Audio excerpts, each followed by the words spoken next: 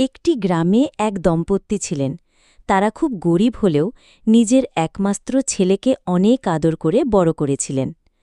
ছেলেকে পড়াশোনা শিখিয়ে শহরে পাঠান। ছেলে চাকরি পেয়ে যায়, মা বাবা খুশি, ভাবে এখন হয়তো একটু ভালো দিন আসবে। ছেলে শহরে গিয়ে নিজের মতো ব্যস্ত হয়ে পড়ে।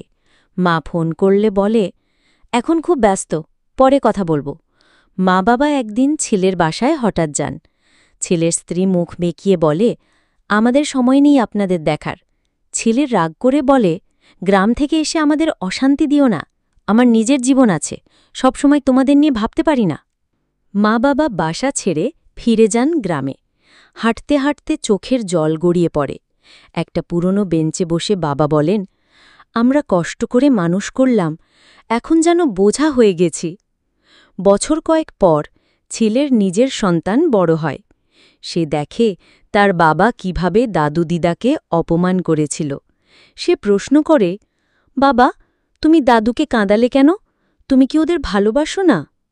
ছেলের চোখে জল আসে, অনুশোচনায় মাথা নিচু করে।